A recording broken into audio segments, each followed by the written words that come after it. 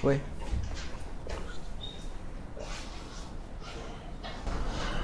Que o ar vazio de um rosto sombrio está cheio de dor.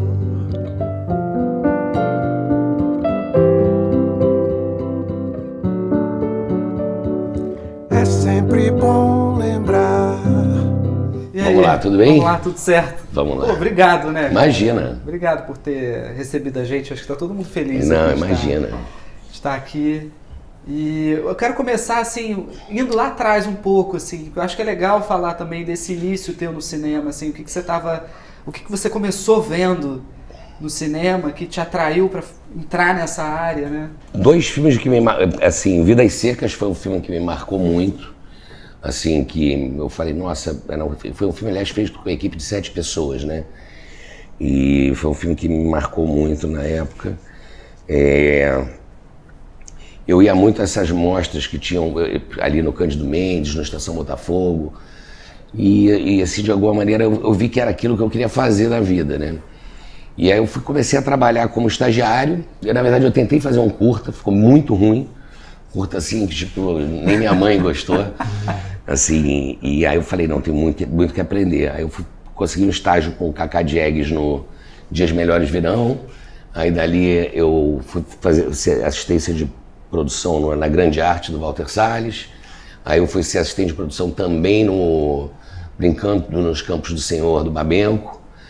Aí fui primeiro assistente de direção no Capitalismo Selvagem, do André Klotzel. E aí eu continuei a produzir algumas coisas como produtor executivo para o Walter e comecei a dirigir comerciais. E nessa época foi quando acabou a Embrafilmes e quando o cinema parou no Brasil entre 89 e 95, né? Então eu estava vindo de um desejo enorme de fazer cinema, o Collor acabou com todas as leis de incentivo, com a Embrafilmes, e o Brasil ficou sem cinema praticamente por 5 anos. E aí, na verdade, nessa mesma época, estava começando a MTV no Brasil. Então, acho que essa geração que estava com sonho de começar a querer fazer cinema, acabou se formando com videoclipes e documentários musicais, e uma outra oportunidade que apareceu foi a publicidade, da qual eu sou muito grato de ter feito, fiz por muito tempo. E a importância também desse conjunto, né? Por exemplo, a Conspira, você teve o Breno, né? Durante muito tempo estava trabalhando com você, mas aí tem o Pedro, tem a Carolina. Qual a importância desse grupo, né? Como é que você conheceu esse grupo também para o teu processo? Na verdade, esse grupo é minha família, né? Assim, eu comecei na Conspiração, quando a Conspiração foi fundada. Eram 4 sócios, era o Zé Henrique, o Cláudio Torres, o Arthur Fontes e o Lula Buarque. Mas aí teve uma hora que não tinha trabalho para todo mundo. E aí eles já eram 4 sócios. Aí eu fui trabalhar por minha conta. E aí em 95 eles me chamaram para entrar de sócio. Eu voltei. E essa família foi só crescendo. Entrou Breno, entrou Léo Barros, entrou Carolina, entrou Mini Kert. Hoje nós somos 14 sócios e eu sinto que a gente tem uma cooperativa aqui, na verdade, né? A Conspiração, ela é uma cooperativa de talentos que, na verdade, a gente conseguiu montar uma estrutura que consegue atender a várias produções e tem uma troca muito grande. Quer dizer, a gente respeita muito a individualidade de cada um. A perda do Breno é muito dolorida, assim, ninguém esperava que o Breno fosse embora tão cedo, assim. Ele, inclusive, agora eu tô acabando um filme que ele tinha começado a fazer, né? Sim. E foi uma história muito louca, porque era uma história que logo que aconteceu, eu tinha ido atrás dos direitos, em 2005. Passado um tempo, o Breno ficou interessado em fazer, eu passei os direitos para ele, falei para ele que ajudaria ele no que ele precisasse. Ele desenvolveu o roteiro com a Paula Fiuza, com a esposa dele. Trabalharam nesse roteiro há muito tempo, estavam prestes a filmar, começaram a filmar, ele faleceu no set de filmagem. E aí demorou uns 4, 5 meses para eu poder pegar de volta o filme, e aí eu peguei o filme trabalhei com a Paula, a Fernanda Montenegro faz a Vitória, a personagem, a Dona Nina, e foi muito duro, assim, pegar esse projeto e E assim, com a perda de uma pessoa tão importante na minha vida, um irmão e assim, eu acho que a gente cresceu junto, se formou junto, então foi bem doloroso. O filme tá caro, tô finalizando ele agora. Mas ali no final dos anos 90, em 98 eu rodei os Gêmeos, meu primeiro longa, que era um médio, a gente conseguiu transformar num longa, quer dizer, eu filmei 2 semanas, depois eu filmei mais uma, foi meu primeiro longa-metragem.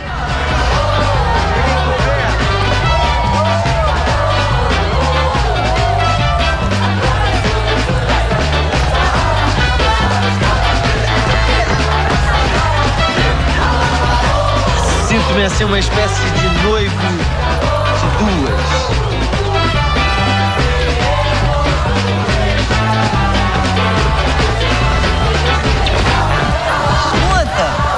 E aquele teu fogo pra dançar se apagou? Não, claro que não. É que estamos meio desfalcados, não estamos? Estamos, não estamos? Eu acho que o Gêmeos é legal nisso também, porque vocês adaptaram o Nelson, né? Sim.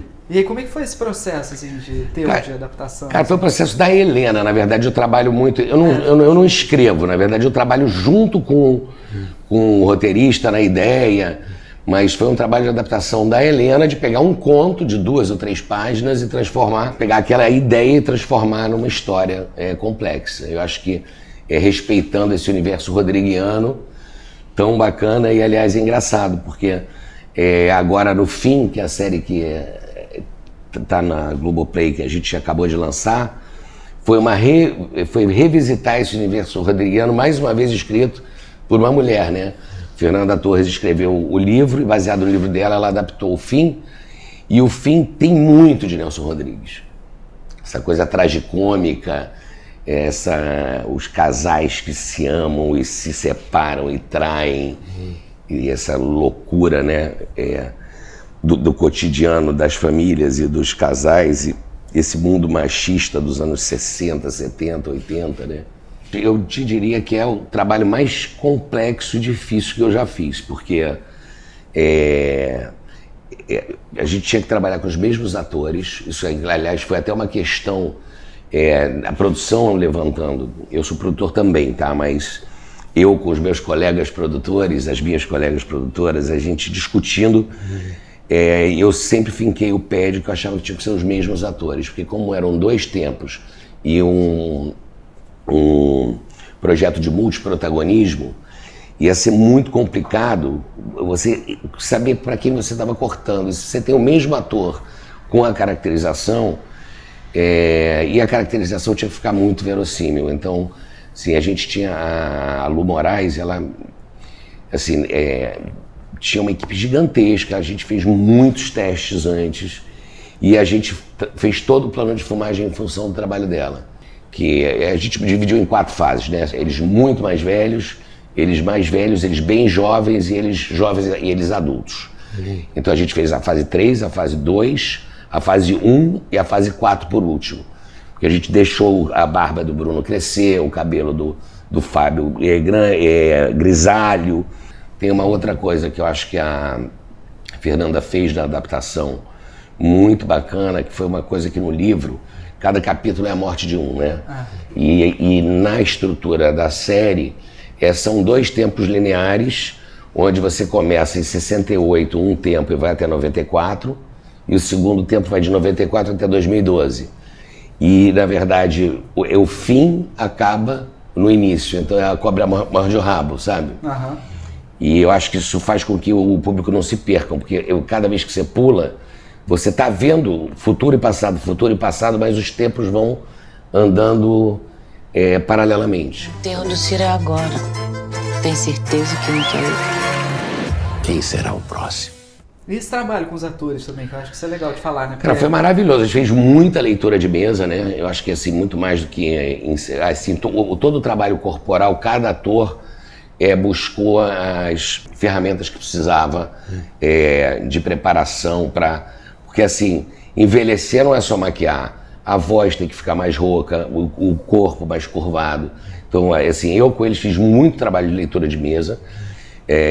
junto com a Daniela e com a Fernanda, então junto com os atores e atrizes, e depois cada um foi buscar as necessidades que precisava para achar esses personagens, e para estar muito pronto em cada fase. Era um quebra-cabeça, porque eu tinha que ter linearmente o que acontecia em cada fase, então era quase como se tivesse um roteiro de filmagem diferente do roteiro de montagem, que era o roteiro da série, né?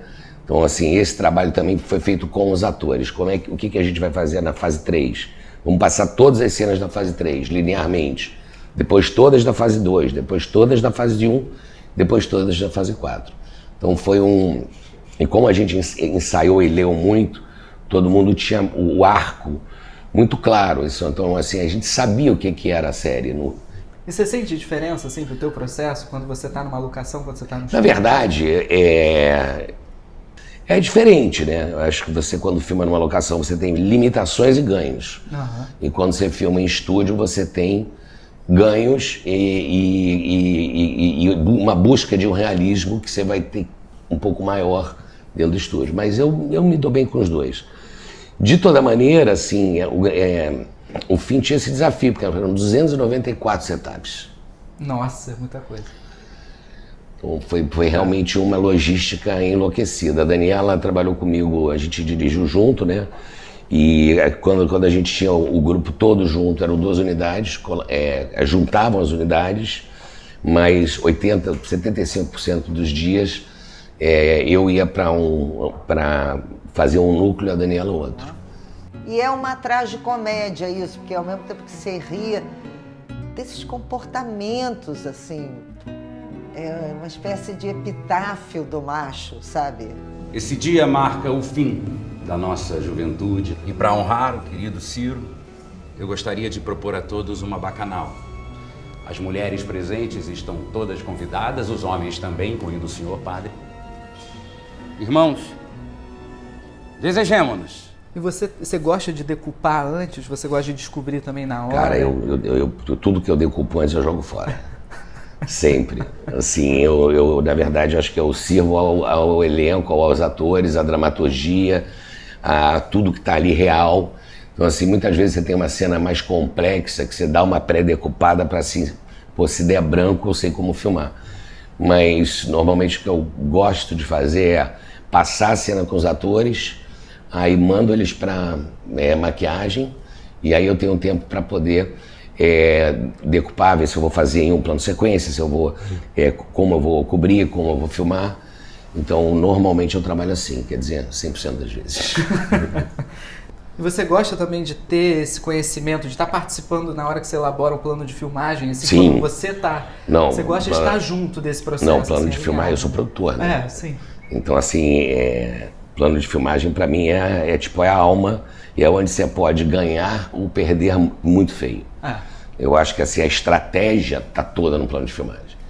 Sim, eu acho que é o que vai fazer você economizar dinheiro, onde você vai fazer você economizar tempo. Muitas vezes você opta por uma logística que não necessariamente é a mais óbvia, mas às vezes é melhor para o elenco. Então você tem que estar pesando isso o tempo todo. Embaixo a terra, em cima o macho céu. E entre os dois a ideia de um sinal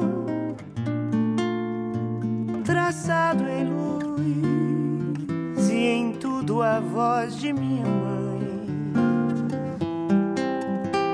e a minha voz na dela a tarde dói.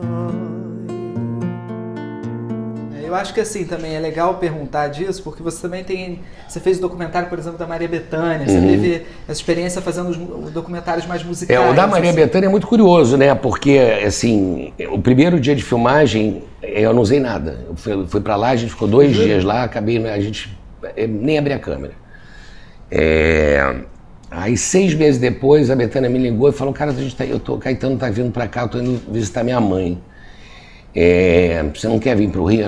Vim aqui para a Bahia, era 8 da manhã. Eu peguei as latas de filme que tinha na geladeira da Conspiração, Naquela época a Kodak deixava lata de 16mm em consignação pra gente, pagava quando usava, né? Tinha uma geladeira.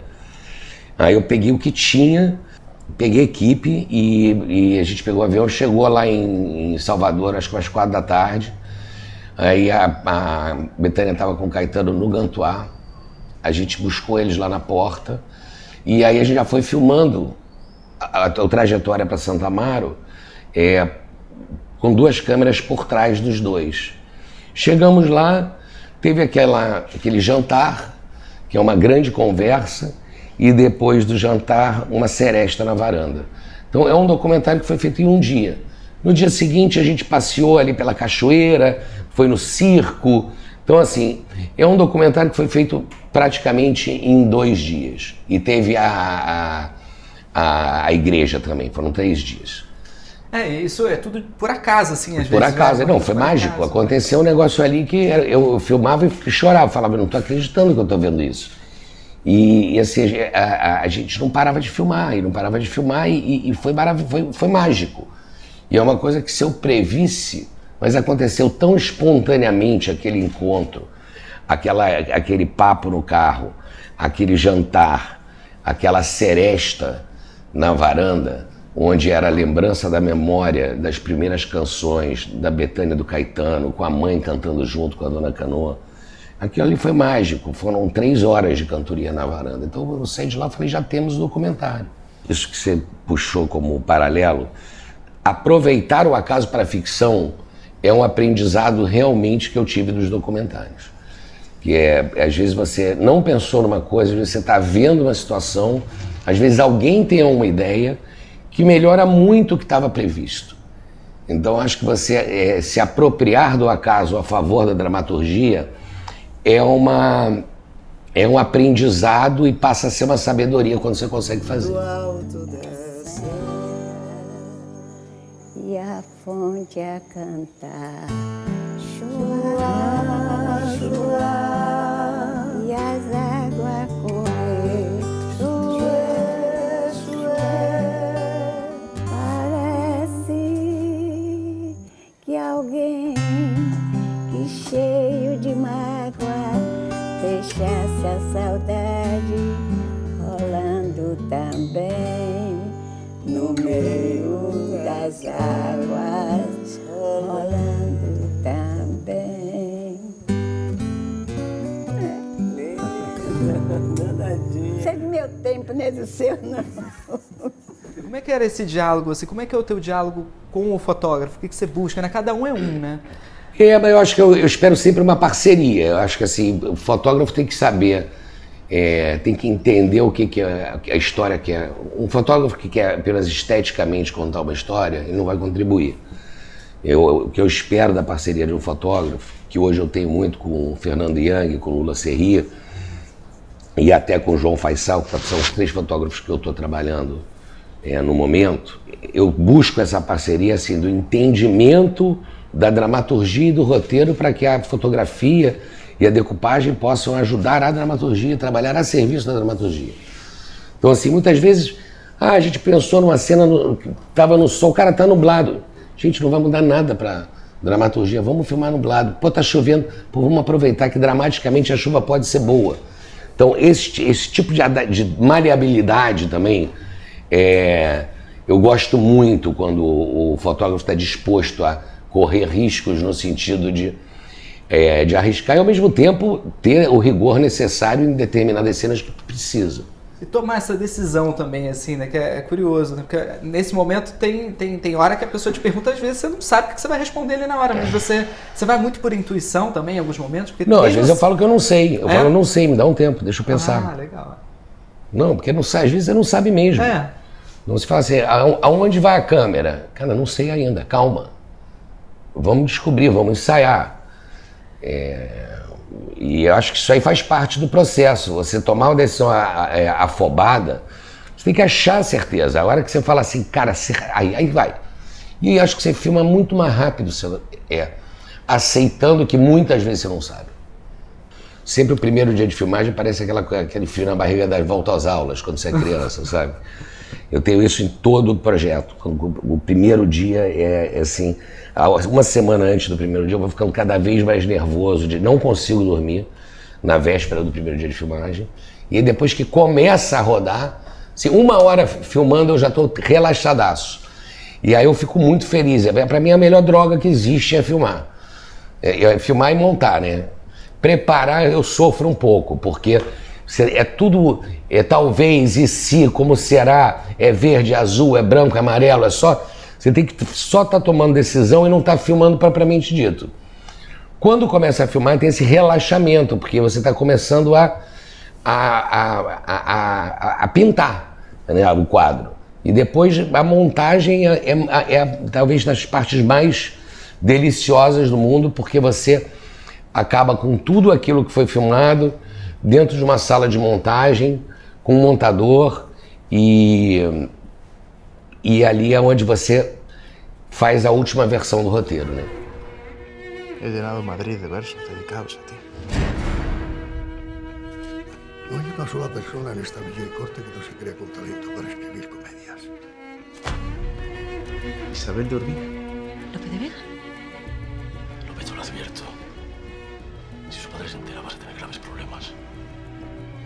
Legal perguntar também disso, que é a parte... Quando você faz o Lope, você faz uma coprodução internacional grande, assim, que envolve uma série de coisas, como cena de ação, cena de... que tem uma certa preparação. Como é que foi esse processo para você? Estar filmando também fora? Foi um desafio enorme, né? Assim, mas foi muito legal, assim. Eu me dei muito bem com o elenco. Eu acho que, assim, todo o trabalho, por exemplo, eu senti que o elenco estava muito feliz com o trabalho de leitura de mesa que a gente fez. A gente fez 2 meses de trabalho de leitura, eu fazia grupos pequenos, núcleos, depois leitura geral. E, assim, o elenco estava muito na minha onda. E a filmagem em si, no início, meu jeito de filmar. Eu filmo muito multi-eixo, eu não sou um cara que respeita aquele eixo da pizza certinho. Eu pulo o eixo mesmo. E nas 2 primeiras semanas eu senti um certo questionamento. Pô, mas isso aí vai montar, não vai montar? Aí a gente foi para o Marrocos, porque a gente fez os exteriores de Madrid em Essaouira, e aí eu pedi pro Serginho montar 10 minutos do filme, das cenas, principalmente na cena grande do teatro que a gente tinha feito. Quando a gente voltou do Marrocos, eu projetei para a equipe, né? E aí o pessoal adorou e ficou, aí todo mundo comprou. Mas era tudo assim, pô, mas vai pular o eixo? Eu falei, vou pular o eixo, cara. O que leva o eixo é o olho. Tô olhando para você, olhei para cá, a câmera pode pular para lá. Então, assim, saber dançar com a câmera, para não ficar numa coisa careta, é algo que eu procuro muito também, né? Se você não está em plano sequência, você pode também fazer coisas em um plano fixo, parado, decidir fazer uma cena grande com um plano parado. E às vezes você pode fazer a cena toda cortada, onde você vai pulando o eixo e você não deixa o espectador tonto se você souber brincar com isso. Você gosta de rodar também a cena inteira, assim, e deixar... Gosto. Eu não consigo rodar picadinho, não. Porque eu acho que para os atores não é bom. Eu acho que os atores, inclusive, muitas vezes eu falo assim, cara, eu só preciso do final da cena. Tem atores que me pedem, deixa eu fazer do início, para eu chegar aonde eu tenho que chegar ali no meio e no fim da cena. Então eu não fico picado, não. Gabriel Francisco dos Santos.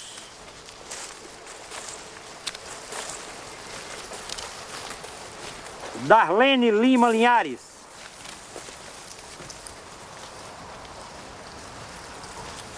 Maria Lúcia Serafim.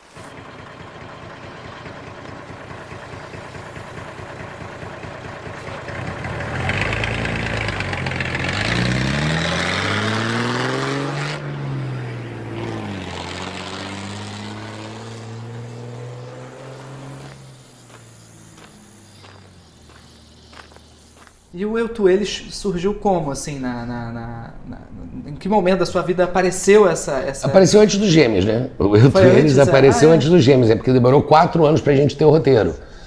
Mas foi em 95. Eu vi uma matéria de jornal, que tinha essa mulher que era casada com 3 maridos, saiu até uma matéria no Fantástico, E aí no dia seguinte eu encontrei com a Helena Soares e a Helena quase me atropelou por acaso. Ela buzinou assim, eu tomei um susto. Eu falei, Helena, eu ia te ligar, eu achei a história. E aí ela falou, eu falei, você pode ir para entrevistar essa mulher? Aí ela falou, posso. Ela foi no dia seguinte, eu fui 3 dias depois. E aí a gente passou lá 10 dias, a Helena passou 10 dias, eu passei 6 dias lá em Morada Nova. E a partir dessa entrevista, não só com a dona Marlene, que era a personagem que inspira a Darlene, da Regina Casé, a gente voltou e, na verdade, a gente pegou os arquétipos e criou uma história de ficção baseada numa matéria de jornal. Foi isso que a gente fez. Assim, a Helena fez essa adaptação, foi um roteiro que demorou para ficar pronto. Tem um elenco abençoado, Regina Casé, Lima Duarte, Estênio Garcia, Luiz Carlos Vasconcelos. Uma turma bem bacana.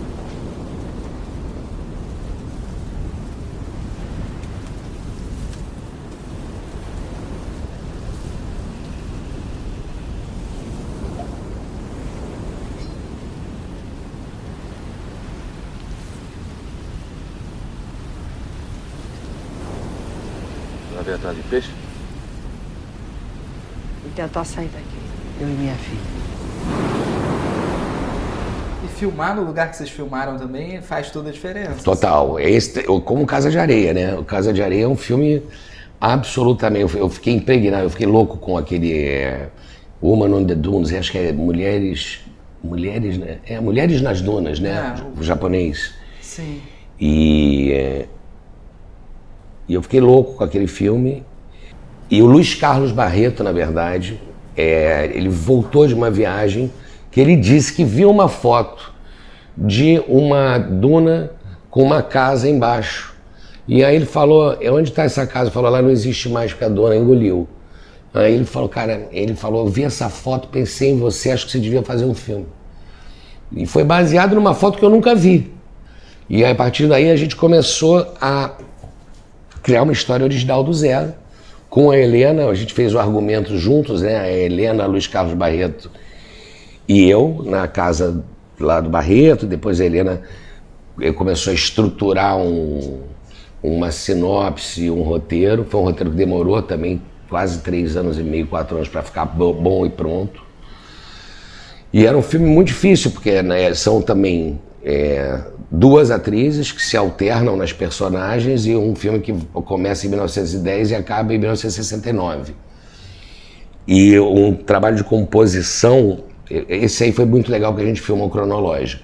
Ah, olha. Então tinha um trabalho de composição que o que a Fernanda fazia jovem, a Fernanda Montenegro representava quando ficava velha, na passagem de tempo, né? Então é um balé entre Fernanda Torres e Fernanda Montenegro e um jogo de passagem de personagens. E era um super desafio também. Eu tenho muito carinho para esse filme. Esse filme é realmente muito interessante, não só por conta dessa composição de areia mesmo que aparece no filme, como vocês filmaram o espaço também, né? Vocês abriram a câmera para incluir o espaço, né? Mas como é que vocês encontraram aquela casa já estava lá? Não, foi tudo construído. Foi tudo construído? Tudo construído. Tudo construído com a direção de arte do Tulé Pique, que na verdade fez um trabalho com toda a mão de obra local, lá de Santo Amaro. Santo Amaro, não da Bahia, né? Santo Amaro do Maranhão. E assim, o filme é muito elíptico, né? É um filme muito seco, é um filme que ele tem um andamento de ritmo aparentemente lento, mas em cada elipse anda muito tempo. Uhum. Então ele engana, porque ele parece lento, mas acontece muita coisa. E assim, acho que esse era um grande desafio, como fazer isso funcionar. Eu acho que esse filme é um filme que eu tenho muito carinho por ele, muito orgulho. Trilha sonora também, né? Porque no teu filme, no Eu, Tu, Eles, tem o Gilberto Gil fazendo a Sim. trilha. Como é que é essa tua relação quando você pede a trilha, né? Quando um músico como ele... Eu acho que a gente foi pro estúdio junto, né? Assim, o Gil tem as canções originais, tem a música do Targino Gondim, que é Esperando na Janela, que virou um hit que o Gil gravou, e toda a parte instrumental, a gente foi com o filme pro estúdio do Chico Neves, e lá a gente foi colocando as coisas. Então, assim, eu fui meio que junto lá pro estúdio com o Gil, e ele foi fazendo, a gente foi, pô, tá legal isso aqui tá funcionando. Foi uma trilha que eu fui pro estúdio com ele. Muitas vezes a gente faz maquetes de referências, assim, quando tá montando, pegando músicas já existentes. Outras vezes o Antônio Pinto manda coisas originais, enfim. Às vezes você encomenda uma música, às vezes você compra fonograma. Eu acho que a trilha sonora ela tem que ser muito de acordo com o conteúdo, né? Por isso eu vou na casa dela, ai, falar do meu amor pra ela, vai. Tá me esperando na janela, ai, não sei se vou me segurar. Falando de fim, eu acho que né, porque é isso, né? É a vida, assim, né? A vida tem inícios e fins ao longo da vida, assim. Mas o que você acha que é fundamental pro fim? Quando você tá no fim, assim, o que você acha que é o que fica? Sabe? O que fica, assim? O que você espera que fique quando você... Gente, eu espero que fiquem boas memórias. Boas memórias de quem ficar por aqui. Que os filmes fiquem para as pessoas, que os meus filhos fiquem felizes, que sejam bem criados, que as pessoas que eu amo continuem bem. É isso, porque eu acho que quando você vai embora, você foi para um outro lugar, né? Você não está mais aqui. Então, quando o fim acontece, eu não sei mais o que acontece. Eu acho que aí é para quem fica, né? Para quem vai, o fim é o fim mesmo. Não tem como saber, a gente não sabe, né? Obrigado. Obrigado a você, cara. Obrigadão, Andrucha. Ela disse adeus. Let's get on with life. Let's have some fun. Ela disse adeus. Let's get on with life. Let's have some fun.